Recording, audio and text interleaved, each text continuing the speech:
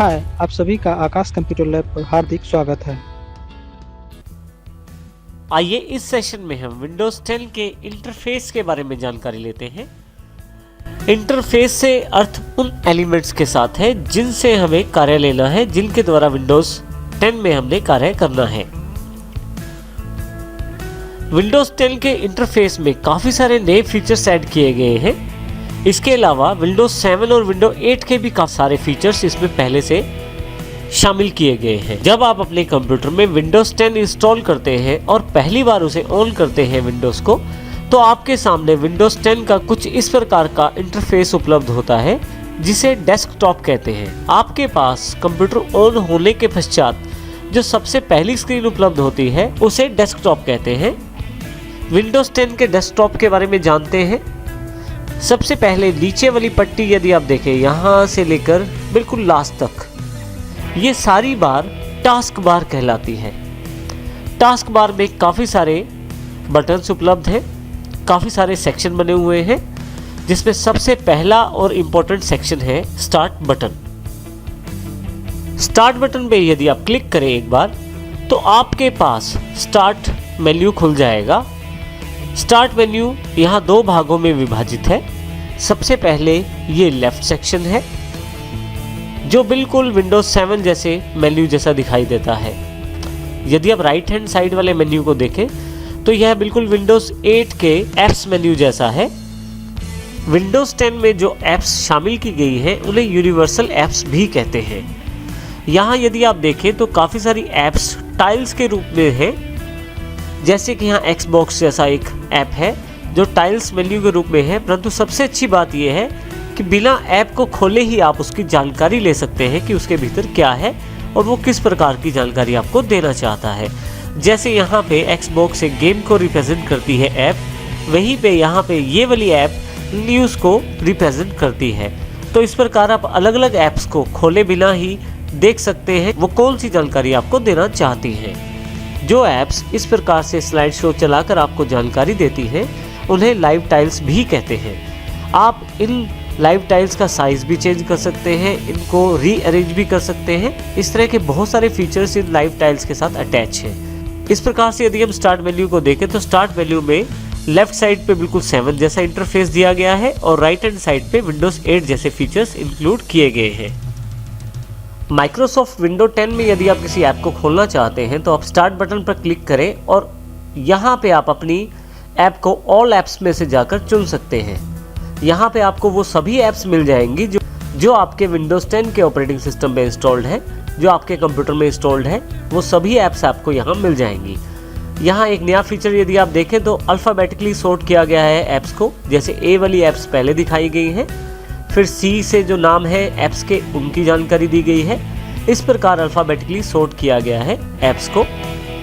यदि आप वापस जाना चाहते हैं तो बैक बटन पर क्लिक करें, यहाँ से आप फिर से वापस आ जाएंगे।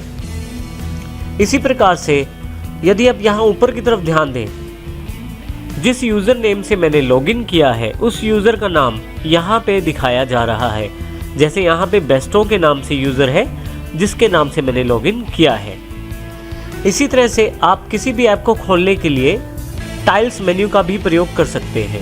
यहाँ पे काफ़ी सारे ऐप्स पहले से शामिल किए गए हैं। आप चाहें तो किसी भी ऐप को यहाँ पे पिन भी कर सकते हैं। उसके लिए आप अपनी मनपसंद ऐप पे जाएं, राइट क्लिक करें और पिन टू स्टार्ट करें। पिन टू स्टार्ट करते ही वो ऐप आपके पास टाइल्स मेन्यू में जुड़ जाएगी। यहाँ पे आप किसी भी ऐप को सिर्फ क्लिक करने भर से खोल सकते हैं। जैसे मैं यहाँ मेल पे क्लिक करता हूँ तो मेल ऐप मेरे पास खुल जाएगी। क्योंकि मैंने ईमेल को अभी सेटअप नहीं किया है यहाँ पे, इसलिए अभी ईमेल मेरे पास नहीं खुला है। परंतु यदि मैं इसको सेटअप करने के पश्चात खोलूँगा तो मेरी सारी मेल्स यहाँ पे दिखाई देंगी। ऐप को बंद करने के लिए आप क्लोज बटन का प्रयोग कर सकते हैं। स्टार्ट मेन्यू को खोलने के लिए आप कीबोर्ड के विंडोज़ बटन का प्रयोग भी कर सकते हैं। मुख्यतः ये बटन कीबोर्ड के लेफ्ट साइड नीचे की तरफ कंट्रोल और अल्टर की के बीच में उपलब्ध होता है। यह कीबोर्ड के राइट हैंड साइड पे भी उपलब्ध होता है अल्टर के पश्चात। यदि आप उस बटन को एक बार प्रेस करें तो स्टार्ट मेन्यू आपके पास खुल जाएगा और यदि आप दोबारा विंडोज़ बटन को प्रेस करेंगे तो स्टार्ट मेन्यू क्लोज हो जाएगा। इस प्रकार आप कीबोर्ड का प्रयोग करके भी स्टार्ट मेन्यू को ओपन और क्लोज कर सकते हैं। डेस्कटॉप का दूसरा और इम्पोर्टेंट एलिमेंट टास्क बार पे ही है। स्टार्ट बटन के पश्चात एक सर्च टेक्स्ट बॉक्स यहाँ दिया गया है जो कोर्टाना का टेक्स्ट बॉक्स है। कोर्टाना एक नया फीचर है माइक्रोसॉफ्ट की तरफ से दिया गया। यह आपके लिए एक डिजिटल पर्सनल असिस्टेंट के रूप में कार्य करता है। जब आप इस पर क्लिक करते हैं सर्च बॉक्स पे तो आपके पास कोर्टाना अवेलेबल हो जाता है। कोर्टाना एक ऐसा सॉफ्टवेयर है जो आपसे बातचीत भी कर सकता है। आपके कंप्यूटर में, चाहे आप कंप्यूटर में जानकारी खोजना चाहें या इंटरनेट पे, वो भी आपके लिए खोज सकता है।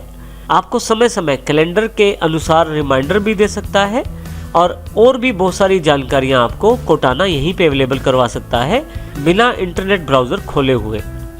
कोर्टाना की जानकारी हम आने वाले चैप्टर्स में भी लेंगे। कोर्टाना के सर्च टेक्स्ट बॉक्स के बिल्कुल साथ आपके पास टास्क व्यू रूप में एक बटन उपलब्ध है। टास्क व्यू एक नया फीचर है जो विंडोज़ 10 में ऐड किया गया है। इससे आप डेस्कटॉप पर जितनी भी एक्टिव एप्लीकेशंस हैं उन सबको एक साथ टास्क्स के रूप में देख सकते हैं अपनी स्क्रीन पे। जितनी भी टास्क्स मेरे पास एक्टिव है उन सबको मैं एक साथ अपने डेस्कटॉप पर देख सकता हूँ टास्क व्यू के द्वारा। जैसे ही टास्क व्यू पर क्लिक करता हूँ, जितनी भी एप्लीकेशंस, जितनी भी ऐप्स मेरे पास एक्टिव है वो सभी मेरी कंप्यूटर डेस्कटॉप स्क्रीन पर दिखाई देनी शुरू हो जाती हैं। और फिर जैसे ही मैं टास्क व्यू पर दोबारा क्लिक करता हूँ वे सभी ऐप्स फिर से वहाँ से हट जाती हैं। इस प्रकार आप टास्क व्यू से जितनी भी एक्टिव टास्क्स हैं उनको आप इकट्ठे ही डेस्कटॉप स्क्रीन पर देख सकते हैं। इसके अतिरिक्त जब आप टास्क व्यू पर क्लिक करते हैं तो आप राइट हैंड नीचे की तरफ एक न्यू डेस्कटॉप के रूप में एक बटन उपलब्ध हो जाता है जिससे आप अपना एक वर्चुअल डेस्कटॉप बना सकते हैं। यदि आप न्यू डेस्कटॉप पर क्लिक करें तो एक वर्चुअल डेस्कटॉप आपके पास और अवेलेबल हो जाता है डेस्कटॉप 2 के रूप में। जब आप माउस को डेस्कटॉप 1 पर लेके जाते हैं तो आपके सामने डेस्कटॉप 1 पर जितनी भी ऐप्स उस समय हैं वो सारी स्क्रीन पे दिखाई देंगी टास्क व्यू के रूप में। जब आप डेस्कटॉप 2 पर माउस लेके जाएंगे तो डेस्कटॉप 2 पर जितनी भी एप्लीकेशंस उस वक्त रन हो रही हैं वो सारी टास्क व्यू में दिखाई देंगी डेस्कटॉप पर। इस प्रकार आप एक से अधिक डेस्कटॉप के साथ काम कर सकते हैं एक ही समय में। इस प्रकार आप वर्चुअल डेस्कटॉप भी क्रिएट कर सकते हैं। वर्चुअल डेस्कटॉप्स के बारे में हम आने वाले सेशन में और जानकारी लेंगे। टास्क बार में अगला जो आइकॉन है वो है माइक्रोसॉफ्ट एज का। माइक्रोसॉफ्ट एज एक नया ब्राउज़र है जो कि माइक्रोसॉफ्ट ने विंडोज़ 10 के साथ लॉन्च किया है, जो नई खूबियों के साथ अवेलेबल है। विंडोज़ 10 को इंस्टॉल करने के पश्चात जब आप पहली बार डेस्कटॉप खोलते हैं तो यह आइकॉन ऑलरेडी आपकी टास्क बार पे पिन रहता है। यदि आप इसको क्लिक करें तो यहाँ पे आप इस ब्राउज़र को खोल सकते हैं। माइक्रोसॉफ्ट ने अपना नया ब्राउज़र माइक्रोसॉफ्ट एज काफ़ी सारी नई खूबियों के साथ लॉन्च किया है जिसमें ब्राउजिंग एक्सपीरियंस अलग ही है। यदि आप इसको प्रयोग करते हैं तो इसमें बहुत ही फास्ट ब्राउजिंग मिलती है। इसके साथ साथ इसमें बहुत सारी खूबियां भी हैं, जैसे कि इसमें एक खूबी है नोट्स की। तो आने वाले चैप्टर्स में हम इसकी जानकारी भी लेंगे। टास्क बार में अगला आइकॉन फाइल एक्सप्लोरर के रूप में है। यदि आप फाइल एक्सप्लोरर पर क्लिक करें तो आप अपने कंप्यूटर की अलग अलग लोकेशन को यहाँ से एक्सेस कर सकते हैं। यहाँ पे फाइल एक्सप्लोरर की लेफ्ट साइड से आप अलग अलग लोकेशंस पे क्लिक कर सकते हैं। जैसे यहाँ पे मैं अपनी ड्राइव्स पे क्लिक करता हूँ, राइट हैंड साइड पे आप उन ड्राइव्स का कंटेंट देख सकते हैं। हम आने वाले चैप्टर्स में फाइल एक्सप्लोरर को अच्छी तरह से जानेंगे। यहाँ से मैं क्लोज कर देता हूँ फाइल एक्सप्लोरर को। फाइल एक्सप्लोरर खोलने के लिए आप स्टार्ट बटन का प्रयोग भी कर सकते हैं। आप स्टार्ट बटन पर जाएँ, फाइल एक्सप्लोरर पर क्लिक करें और फाइल एक्सप्लोरर आपके पास खुल जाएगा। यदि आप बंद करना चाहते हैं तो फिर से क्लोज बटन से फाइल एक्सप्लोरर को क्लोज कर सकते हैं। माइक्रोसॉफ्ट ने अपनी सभी ऐप्स को विंडोज स्टोर से देना शुरू किया है। अगला आइकॉन जो हमारे पास यहाँ उपलब्ध है वो है विंडोज स्टोर का। माइक्रोसॉफ्ट ने अपने सभी ऐप्स को विंडोज स्टोर के जरिए देना शुरू किया है। आप विंडोज स्टोर पर जाकर अपनी मनपसंद ऐप्स को परचेज कर सकते हैं। काफ़ी सारी ऐप्स वहाँ पे फ्री भी अवेलेबल हैं और काफ़ी सारी वहाँ पे पेड ऐप्स भी हैं। आप अपनी सुविधा अनुसार उन ऐप्स को परचेज करके प्रयोग कर सकते हैं। विंडोज स्टोर की भी जानकारी हम लेंगे आने वाले चैप्टर्स में। टास्क बार के बिल्कुल राइट हैंड साइड पे नोटिफिकेशन एरिया दिया गया है, जहां से आपको समय समय पर विंडोज़ की नोटिफिकेशन की जानकारी मिलती है। इसके अलावा यहाँ पे बहुत ही इंपॉर्टेंट जानकारियाँ भी पहले से दी गई हैं। जैसे यदि आप लैपटॉप प्रयोग करते हैं तो यहाँ पे नोटिफिकेशन एरिया में लैपटॉप बैटरी का एक आइकॉन दिया गया है जो आपके बैटरी की चार्जिंग की जानकारी देता है। इसके अलावा पावर और स्लीप की सेटिंग्स भी यहाँ से खोल सकते हैं। यदि आप क्लिक करें तो सेटिंग्स में आपके पास पावर्स और स्लीप की सेटिंग्स खुल जाएंगी। यहाँ से मैं अभी इसे क्लोज कर देता हूँ। इसके अतिरिक्त आप यहाँ से ब्राइटनेस की सेटिंग भी कर सकते हैं। देखिए यहाँ क्लिक करते ही ब्राइटनेस बढ़ती चली जाएगी और फिर दोबारा क्लिक करने पर ब्राइटनेस कम हो जाएगी। इसी तरह से बैटरी सेवर को ऑन ऑफ कर सकते हैं यदि आपकी बैटरी कम है तो। अगला आइकॉन यहाँ पे वाईफाई की जानकारी देने वाला है। यहाँ पे यदि आप क्लिक करें तो आपके पास जितने भी वाईफाई कनेक्शंस अवेलेबल हैं उनकी जानकारी एक लिस्ट के रूप में आ जाएगी। जिस वाईफाई कनेक्शन से आप कनेक्ट करना चाहते हैं यदि आप उसको क्लिक कर दें तो आपके पास कनेक्ट का ऑप्शन आ जाएगा। आप यहाँ से उससे कनेक्ट कर सकते हैं। इसी तरह अगला जो आइकॉन है वो स्पीकर का है। आप यदि यहाँ पे क्लिक करें तो आप यहाँ से साउंड की सेटिंग कर सकते हैं। आप वॉल्यूम को कम ज़्यादा कर सकते हैं यहाँ से। सबसे आखिरी बटन जो है वो है एक्शन सेंटर्स का। बिल्कुल एक नए रूप में एक्शन सेंटर यहाँ उपलब्ध है काफ़ी सारे फीचर्स के साथ। जब आप यहाँ एक्शन सेंटर बटन पर क्लिक करेंगे तो एक्शन सेंटर आपके पास ओपन हो जाएगा। एक्शन सेंटर में आपके पास काफ़ी सारी नोटिफिकेशन यहाँ ऊपर की तरफ दी जा रही है। यदि आप यहाँ देखें तो 2 नोटिफिकेशन मेरे पास यहाँ अवेलेबल हैं। इसी के अलावा यहाँ पे काफ़ी सारी इंपॉर्टेंट सेटिंग्स के बटन पहले से यहाँ दिए गए हैं। जैसे कि यदि आप विंडोज़ को टैबलेट मोड में चलाना चाहते हैं तो टैबलेट मोड ऑन कर सकते हैं। इसके अलावा अलग अलग कनेक्शन से कनेक्ट कर सकते हैं। आप ऑल सेटिंग्स पर क्लिक करके सभी सेटिंग्स को भी खोल सकते हैं। इसके अलावा भी काफ़ी सारे ऑप्शन यहाँ पे दिए गए हैं। इसके अतिरिक्त यहाँ पे कोलैप्स करने के लिए मेन्यू को एक बटन दिया गया है। यदि आप क्लिक करें तो केवल 4 इंपॉर्टेंट सेटिंग्स यहाँ पे दिखाई देंगी, जैसे टैबलेट मोड है, कनेक्ट, नोट और ऑल सेटिंग्स के रूप में। एक्सपेंड पे क्लिक करके दोबारा से सभी सेटिंग्स में यहाँ देख सकता हूँ। एक्शन सेंटर की खास बात यह है कि इसमें समय समय पर जितनी भी नोटिफिकेशन विंडोज़ की तरफ से रहती है वो सभी यहाँ आपके पास दिखाई देनी शुरू हो जाती है। ये बिल्कुल एक नए रूप में एक्शन सेंटर को पेश किया गया है। इसके अलावा सबसे पहले एक छोटा सा एरो का बटन है।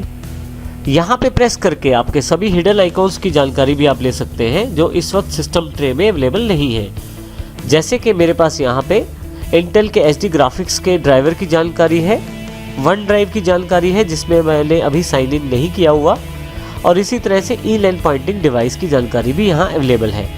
यहाँ इसको दोबारा बंद करने के लिए आप फिर से हाइड कर सकते हैं। सबसे लास्ट में आपके पास कैलेंडर और डेट की जानकारी है। यदि मैं यहाँ क्लिक करूँ तो विंडोज़ ने एक नए रूप में कैलेंडर और टाइम को शो किया है। यहाँ आप डेट और टाइम की सेटिंग्स देख सकते हैं और चेंज भी कर सकते हैं। यहाँ यदि आप ध्यान दें तो ऊपर की तरफ डेट की जानकारी दी गई, यदि यहाँ ऊपर की तरफ ध्यान दें तो टाइम की जानकारी दी गई है, नीचे की तरफ आपको मंथ की जानकारी दी गई है और फिर से नीचे की तरफ दिनों की जानकारी भी यहाँ दी गई है। पूरे महीने का एक कैलेंडर आपके सामने यहाँ शो किया गया है जो कि दिसंबर महीने का है यहाँ पे। इसके अतिरिक्त आप डेट टाइम सेटिंग्स पे क्लिक करके एडवांस सेटिंग्स भी खोल सकते हैं डेट और टाइम से रिलेटेड, लेकिन अभी मैं इसको यहाँ क्लोज कर देता हूँ।